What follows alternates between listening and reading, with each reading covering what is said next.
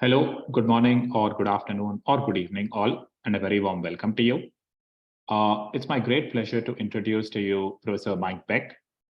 He is the director of the new Center for Coastal Climate Resilience and the AXA Chair in Coastal Resilience at the University of California, Santa Cruz. He has been a Fulbright Fellow, Pew Marine Conservation Fellow, and he was lead marine scientist at the Nature Conservancy for 20 years. He collaborates with many global agencies and companies, including the World Bank and all the leading re or insurance firms. And he has over 95 peer-reviewed papers and numerous op-eds as well. The title of his talk is Building Coastal Resilience Naturally. Thank you very much, Professor Beck, and this is all yours. All right, excellent. Well, as Prannoy says, good morning, good afternoon, good evening. Really appreciate the invite. Very glad to be speaking with you at the University of Miami, who's one of the closest partners we have on this work around building coastal resilience. Of course, some of the things that you'll see are some of the things that we're doing together, advancing together very quickly in projects, and have very much enjoyed the partnership over the years. Okay, so what I'm going to be speaking about is the fact that national budgets are increasingly strained by disasters and climate change. Most of the funds for the response or the recovery from these are destined for artificial infrastructure that further degrades nature. We could direct much more of this funding to the environment if we can show that nature can be cost-effective for building resilience on our coasts. And so what I'm going to do is describe our work on assessing these risks, and then what we do to rigorously value the natural defense benefits of coastal habitats, and use that to create openings for new investments in the conservation and restoration of these habitats. So that with a little disaster jujitsu, we can turn a grave threat to nature into an opportunity to save it. So that's what I'm going to be talking about today. I first want to acknowledge that the kind of work that I'm going to be showing you is based on the work of a wide group of collaborators, including, maybe most importantly, Borja Reguero, who's an associate research professor here at UCSC, but includes a team of staff, postdocs, coastal modelers, graduate students, many of those on the left, and then many other collaborators and affiliated researchers like those on the right, Kurt Storlazzi, who runs the Coral Reef program here just up the street at USGS, one of our closest collaborators in this regard.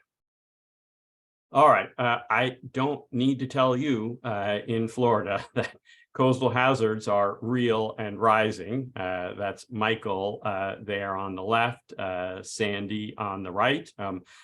These are obviously grave concerns and growing in a large part because of the people and property that we've put at risk. That has a lot to do with coastal development choices, but again, obviously increasingly from the impacts from climate change.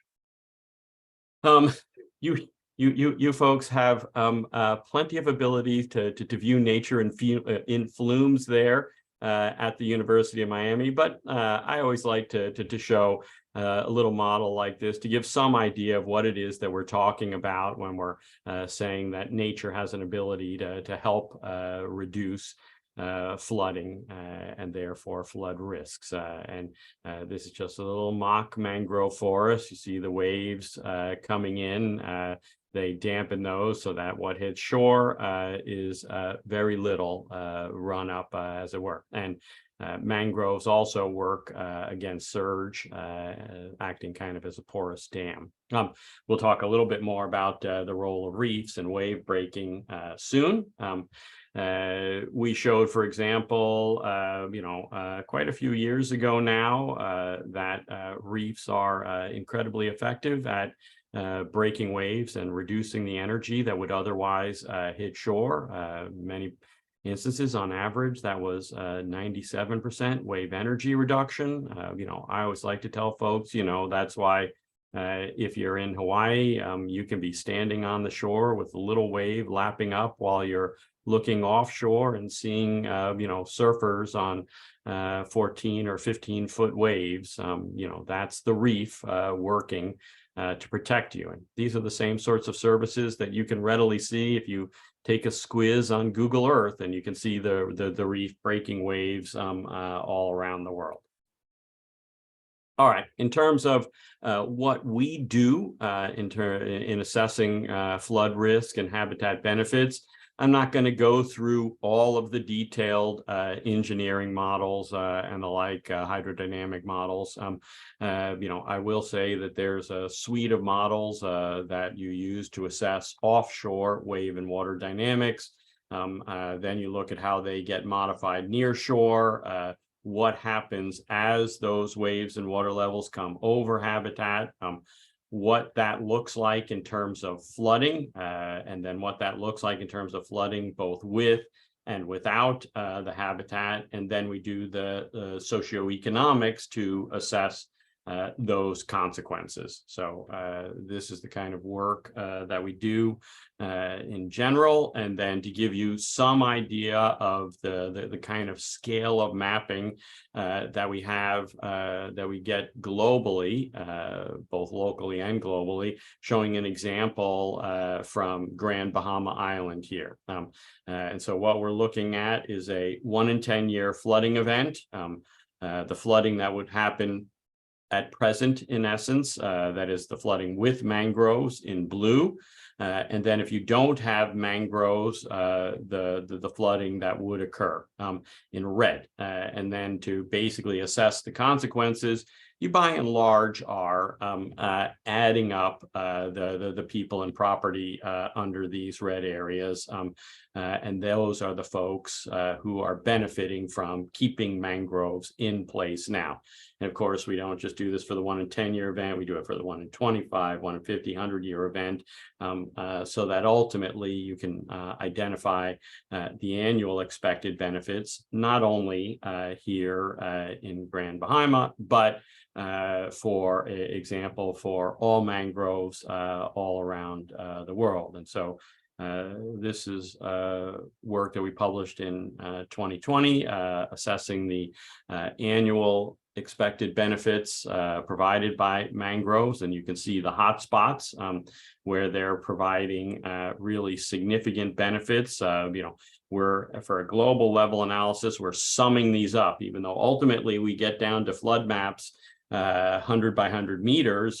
We're summing up for 20-kilometer sections of coastline. And for some of those sections, you can see annual expected benefits in the hundreds of millions of dollars for those sections of coastline. So it can be really significant protection benefits.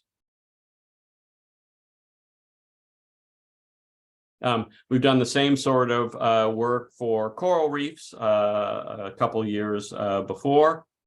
Again, kind of identifying where reefs are doing the most to reduce waves and flooding, and thereby protecting and avoiding flood damages. And so you can see here again some of the hot spots around the Caribbean, Southeast Asia, and elsewhere, where reefs are providing some of the most significant annual flood protection benefits. And then you can also start to put this together with data. Let me just see. Whoops.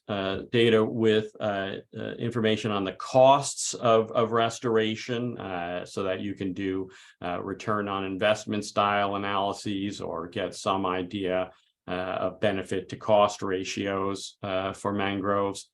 Give me 1 second here. I've just got this camera thing in just the wrong place. Let me just put it over here. Okay.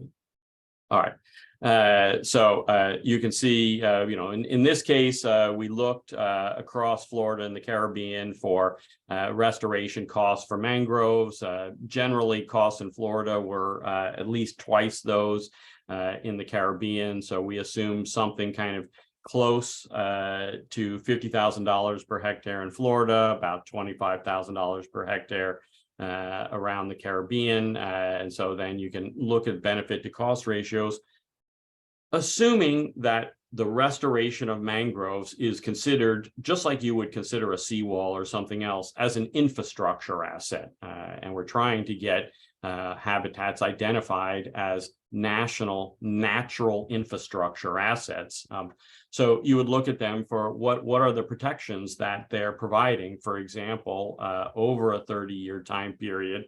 And at this case, at a 4% discount rate. And you can see that there are many places around Florida and the Caribbean where, these analyses indicate you're likely to find strong returns on investment for mangrove restoration for flood protection. And we've done similar analyses for coral reefs as well. We've also looked at even much higher resolution with USGS at reefs around the US.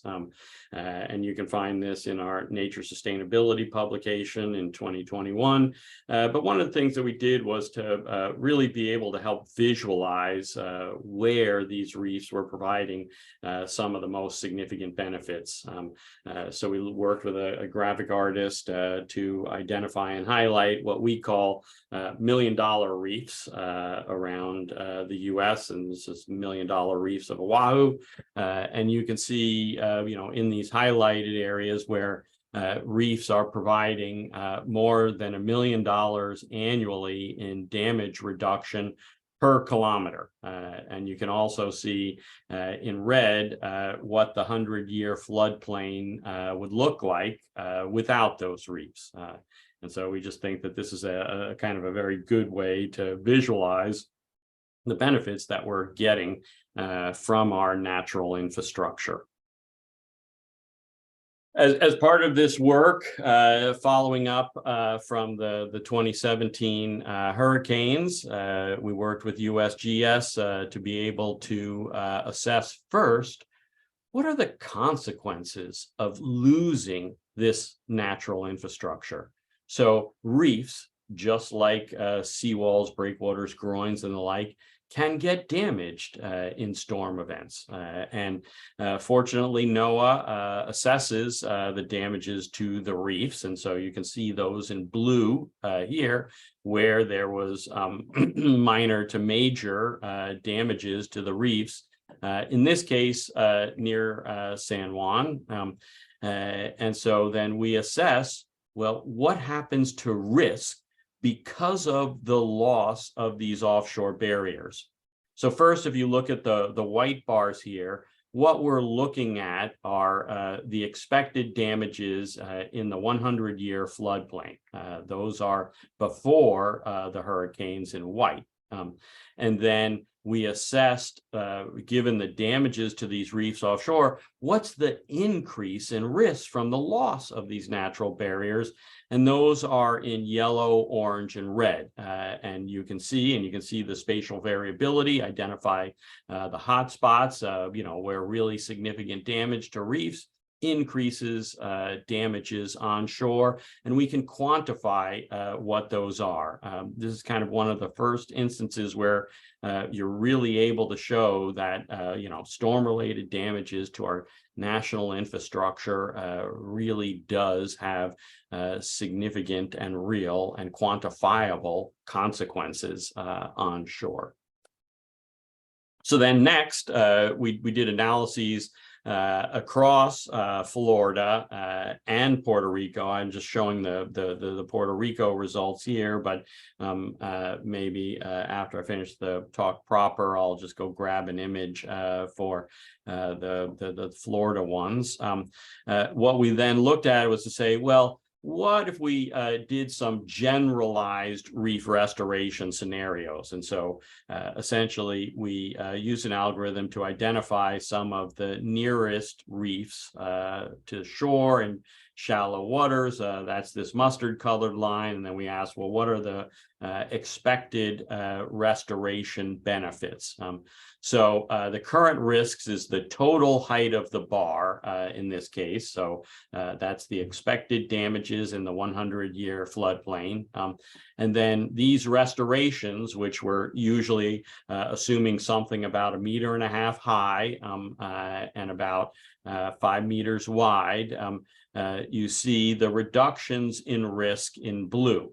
So here again, what we're doing is quantifying the potential benefits of reef restoration and showing where those could be most significant across Puerto Rico, Florida, and actually we've just been completing USVI as well, had a very nice stakeholder discussion yesterday as we look to hone in on areas where we can do much more high resolution assessments using stakeholder-driven identification of reefs that you want to restore. So we can begin to really change these lines and the look of what that restoration should be.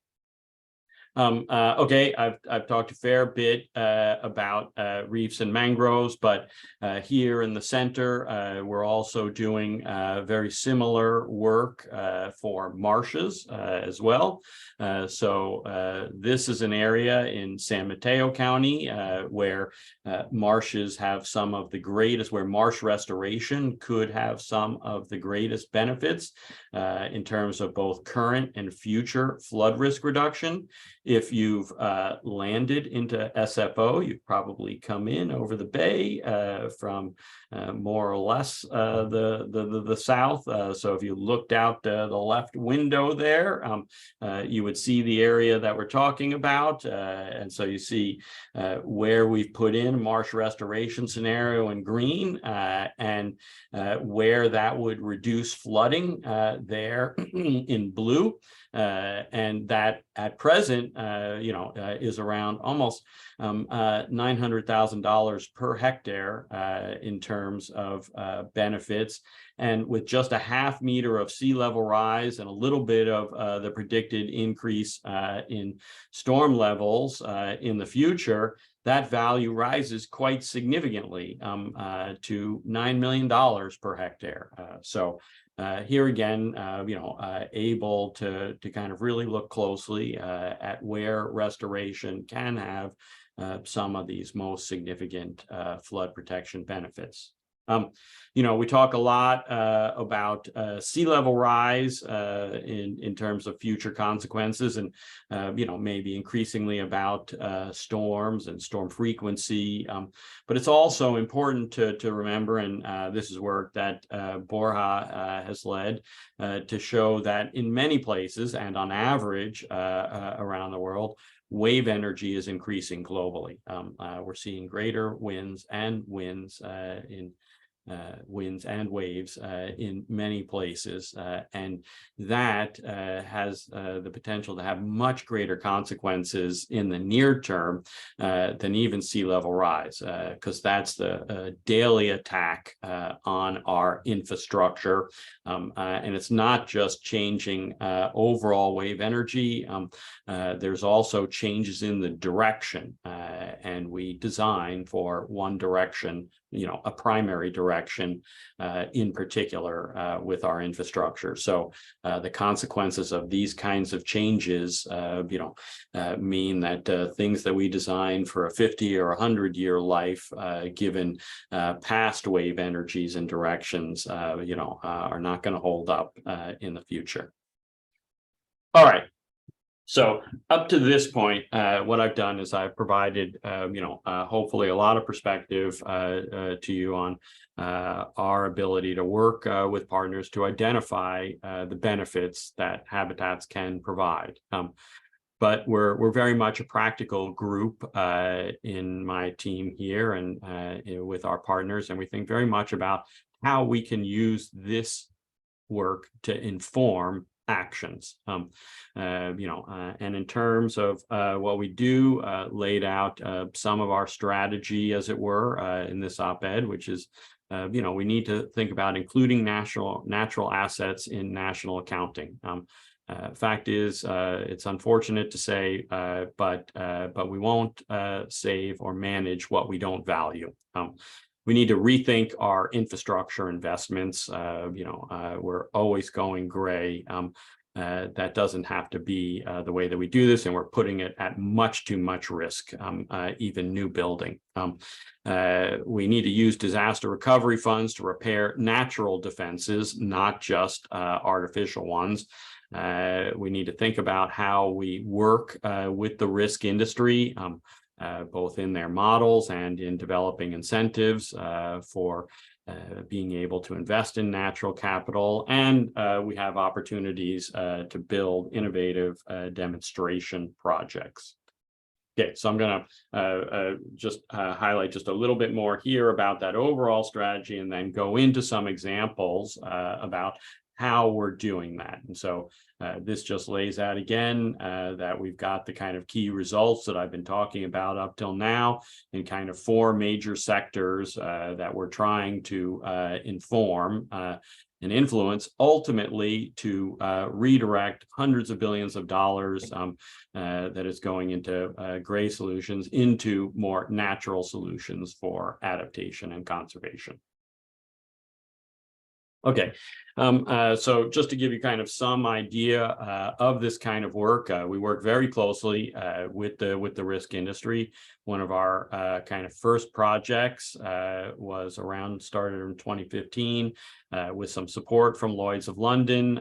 We worked with RMS, Risk Management Solutions, which is one of the top risk modeling firms globally for the industry, and RMS is now part of Moody's, so plays a significant role in bonds and bond rating and the like. And at the time, we went to them and we said, "Hey, do you include wetlands?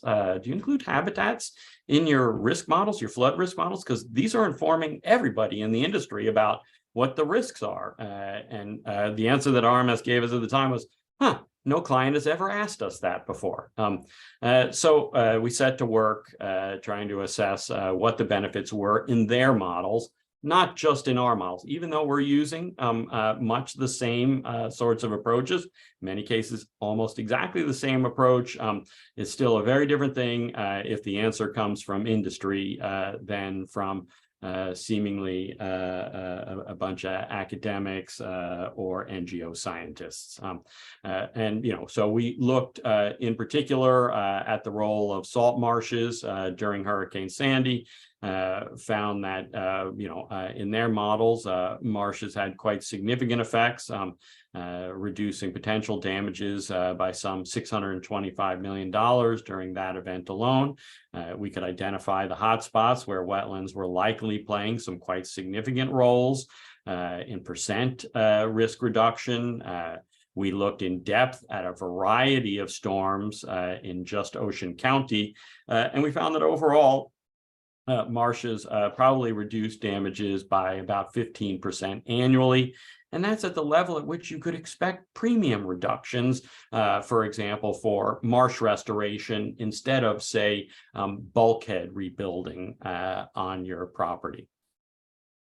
We have some work ongoing with RMS where we've looked at some of the same thing for mangroves in Southwest Florida, looking at kind of past history of some 100 storms, both real and synthetic, and you won't be surprised to learn that mangroves have some really significant benefits, particularly in that area. Overall, we find annual reductions of around 25% by having mangroves in place. So really quite significant protections. And of course, I probably don't need to tell you this, but if you build in front of mangroves, damages increase. That's crazy. We've also been working together with the Nature Conservancy and quite a few others on some innovative products such as reef insurance. And so The first of these in the world was for the Mesoamerican Reef, an area of reef just a little south of Cancun.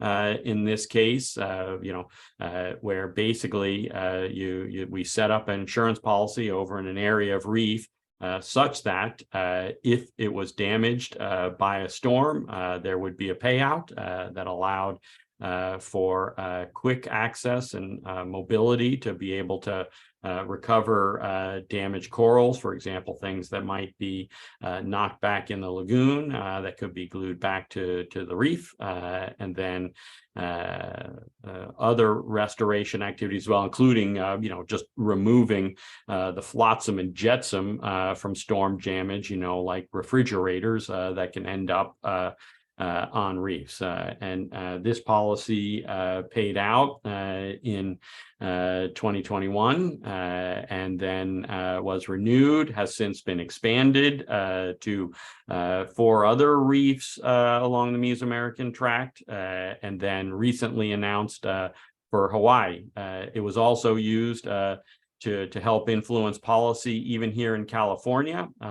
where the insurance commissioner, when he was a senator, passed a state bill to explore nature-based solutions and insurance opportunities here in the state of California, something that we're convening some folks for a meeting for in just a few weeks here at the Marine Lab. There are opportunities to think about how we move from just being able to provide, and not just, it's huge that we're able to provide mitigation credits for restoring mangroves and other forests for their blue carbon benefits. But there's opportunities to then think about using, and not just think about, that we're working on trying to develop resilience credits and bring them in through a sustainable development standard so that you could be investing in the restoration of mangroves and get credit for the resilience benefits, that is the risk reduction benefits, the people that you're protecting through that restoration. So we're most of the way through the development and review of this standard through Vera. We also work closely with the World Bank and their Changing Wealth of Nations program to be able to consider and inform the inclusion of natural habitats in our national economies. So if you think about what GDP is right now, what we assess as our gross domestic product, when we think about nature in our gross domestic product, we're only accounting for what we take from nature. That's the fish, the timber, the other resources. We're not accounting for what we leave behind if we keep those habitats and the annual flood protection benefits that they provide. So we've been working with the bank over the past 6 or 7 years to incorporate the kind of work that we're doing to get included in these natural capital accounts, as it were. And now, as some of you may know, the U.S. for the first time is going to be including natural habitats in its national accounts. And that's going to be happening over the course of the next couple of years here. So that's kind of a very exciting development within the U.S. and something that we'll be working closely on. We're also working closely with the Army Corps of Engineers and thinking about where there may be opportunities to combine kind of nature and these insurance and risk reduction considerations. And that's part of the meetings that we're holding here in a couple of weeks, where we've gone out, we've reviewed what agencies do and what they understand about insurances, and then with experts across the risk industry to identify where there are opportunities to include nature. And there are actually quite a few of them, opportunities to include nature better in industry risk models, in the type of insurance coverages like Build Back Better coverages after storms, opportunities to partner closely with the industry. And of course, the risk industry isn't just about insurance. It is also one of the larger investors out there. So thinking about how we use those opportunities to invest in the natural protections, like these marshes in San Francisco Bay provide to Silicon Valley. All right, I would be surprised if many of you on the line had not heard about the Reef Fence program being led by your team there at the University of Miami, and that we're gladly a part of this work and thinking about designing innovative demonstration projects. So we're working with closely with Prannoy and many others on this. This just gives you kind of the overall view, the cartoon depiction of what we're trying to do. But of course, we're doing a lot on the hydrodynamic modeling. But Brian House and Landoff and others are doing a lot on the kind of flume design. So we're taking a variety of different kinds of mimics, and then we're looking at how they behave in the flume, and then we're modeling what happens. So we're looking to be able to mimic that wave energy dissipation that happens in the flume, so that then we can start to apply these sorts of models better in the field. And again, what we're looking to see is more significant wave energy dissipation here, so that you're getting less run up over here. And then, with the team, we're evaluating a variety of different kinds of structures, many different kinds of configurations. So sea hives and sea hives with perforations, gyroid lattices, and the like. And then we go in and we start to model. That's sea hives in the upper panel, the lattices in the lower panel. Again, kind of looking at wave energy dissipation. So seeing kind of what we get under a variety of different configurations. In this particular test, what we were finding is that, there weren't a lot of very big differences between the sea hives and the lattice designs. But then we're now kind of going back in both of those and assessing, well, how could we improve performance? What are the opportunities to do that? One of the things that that our team is working on here is also the three-dimensional modeling of these. So we're actually able to really follow not just the waves and the wave energy, as it's coming out of these reefs, but really look at kind of what it means to have perforations, and what that means for flow in these systems as well. So kind of very excited about how this work is developing and developing quickly, as we try to inform, what we ultimately want to be able to, or what we're ultimately aiming for as part of this DARPA Reef Fence project, which is to test some reef restoration designs for coastal protection at Naval Air Station Key West. And so we'll probably be looking at an area right more or less around here for some of the initial restoration demonstrations.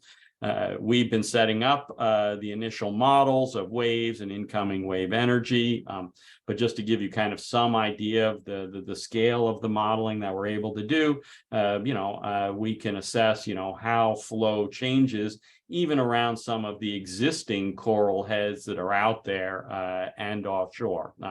And this is all part of what we're doing to then be able to put in place some sort of test configurations of some of these reefs and try to deliver on some of the wave energy attenuation goals that are set for us in this DARPA project. We're also working with folks in the fine arts program here to be able to then take our wave equations and the results of those wave models, input them into game engines in these areas. And this is just kind of one demonstration of what we're working on. We're also working on other places to be able to show what that means in terms of flooding.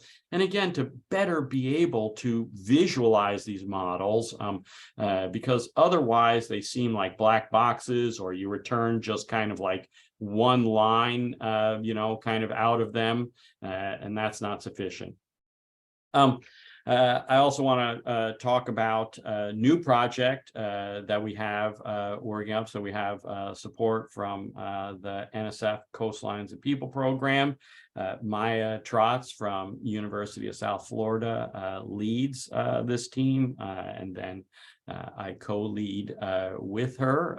And so what we're trying to do is to empower coastal communities by creating new knowledge on risks and focusing on where we can identify and define these equitable nature-based solutions together. And this is work that's happening also with the University of Miami for project sites in Miami, in the U.S. Virgin Islands, and in Belize. We had both of our teams meet in Miami back to back at the end of January. And for me, it was kind of like one of those really stunning moments when you see just how different we're going to be approaching these problems. When you think about, there's a very directed, a very specific ask that the Department of Defense has provided, and we've got to design that, and that's that. You got to deliver these benefits, period, and deliver them any way you can. As opposed to then working and thinking about, how we really engage in real and substantive ways with the communities, understand their differing viewpoints about what works for them, what they see as the risks, what they see as their vulnerabilities, before we start getting into then what are the solutions that best reduce not just exposure, but in terms of the risk equation, their vulnerabilities, and these two very large projects, have ultimately the same goals in terms of reducing risks using nature, but we are going to arrive at the conclusions, arrive at the work that we do in so totally different ways. I find it both incredibly interesting, enjoyable, challenging. It's going to be a really quite different way for approaching the solutions here. All right, and then just want to say a few words about our new Center for Coastal Climate Resilience. It's I have taken on the directorship as of November 1. It started with a $20 million investment from the state of California. We're moving very rapidly to set this up. Our draft vision is up there at the top. Looking to be able to build coastal resilience in California and beyond. And then I've identified kind of some of the activities that we're working on right now, everything from quantifying risk to developing frameworks for quantifying these benefits. Again, not just the economic, but the social ones and the environmental justice ones better. We've got industry and government visiting fellowships starting up, resilience working groups coming in. We're developing a professional development course for industry credits. What we found in working, for example, with the insurance industry is that I know you're going to be like super surprised to hear this, but their understanding of nature is thin. Even their understanding of the real benefits that nature provides for risk reduction. And that's something that we're trying to address. And then ultimately, as part of, for example, our coastal science and policy program here on the campus, helping to build the leadership to work with communities to be able to access the funds that are available, even while we're working on growing that pot of funding. And then we have a variety of positions and fellowships that we're establishing. We're supported in the Coastal Resilience Lab by quite a few folks who I thank greatly. And again, I feel very glad that this includes folks across industry, NGOs, agencies, and the like. So really trying to reach kind of all of these different sectors and do work that informs their policies and priorities. All right, so to sum up, hope to have shown you that these habitats really do benefit lives and livelihoods. We can quantify those benefits, and because we're able to quantify those benefits, we can identify some innovative funding for adaptation, risk reduction, and conservation. And that's what we aim to do in our lab, and now increasingly in the new Center for Coastal Climate Resilience. Thank you.